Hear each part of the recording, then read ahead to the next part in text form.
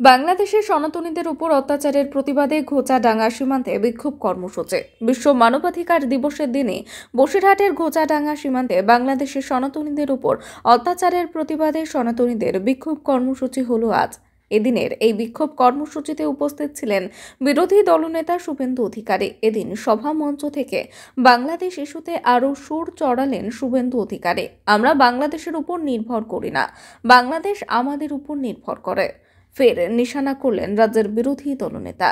বাংলাদেশে ইসকন সন্ন্যাসী চিন্ময় প্রভুকে গ্রেপ্তার করা হয়েছে, তিনি আপাতত জেলবন্দী। একাধিক অভিযোগ দায়ের হয়েছে তার নামে। শুভেন্দু অধিকারী ফের চিন্ময় প্রভুর মুক্তির জন্য সরব হলেন এপারের সীমান্ত এলাকা থেকে।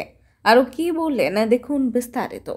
এরা মোদীজিকে হিংসা করতে গিয়ে ভারত বিরোধী হয়ে এরা মোদীজিকে হারাতে না পেরে ঠকাঠক খটাখট অনেক কিছু বলে ফাইনালি মোদীজিকে হারাতে না পেরে এরা এখন ভারত বিরোধী হয়ে গেছে।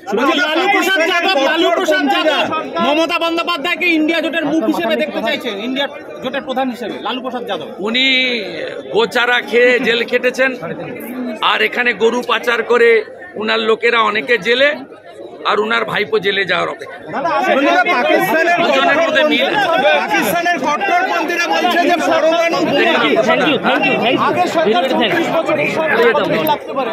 আমি জানি, জনগণ জানে, যত অত্যাচার করবে এই বাংলার মানুষ তত বেশি ঐক্যবদ্ধ, এবং মানুষকে কিছুদিন ভুল বুঝিয়ে রাখা যায়, বেশি দিন ভুল বুঝিয়ে রাখা যায় না। এটা প্রমাণিত সত্য। আজকে এপার বাংলার হিন্দুরাও বাংলাদেশ দেখার পরে আতঙ্কিত। অলরেডি 32-34% ওরা হয়ে গেছে। 50 পেরিয়ে গেলে পার্সোনাল ল চলবে, তখন সংবিধান চলবে না। পাকিস্তান খেতে পারছে না, ভিখারির বাচ্চা 1000 টাকা লিটার পেট্রোল, 400 টাকা কেজি আটা। পাকিস্তানকে কালকে বিপাশা কাবেরী থেকে জল দেওয়া বন্ধ করলে স্নান করা বন্ধ হয়ে যাবে। মোহাম্মদ ইউনূসকে সমর্থন করে তারা আর যাই হোক রাষ্ট্রবাদী হতে পারে না, রাষ্ট্রবাদী হতে পারে না। আজ মানবাধিকার দিবসে দাঁড়িয়ে বাংলাদেশে মানবাধিকার লঙ্ঘনের প্রতিবাদ করলাম। বন্ধ থাকলো ঘোচাডাঙ্গা স্থল পথ।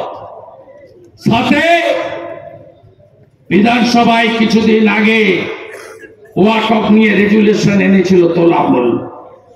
আমি বক্তৃতা করতে উঠে বলেছিলাম, এটা করে তো কিছু হবে না আপনার। আগে লাভ জিহাদের বিরুদ্ধে আইন আনুন, ধর্ম পরিবর্তনের বিরুদ্ধে আইন আনুন, আর সবাই আওয়াজ তুলুন।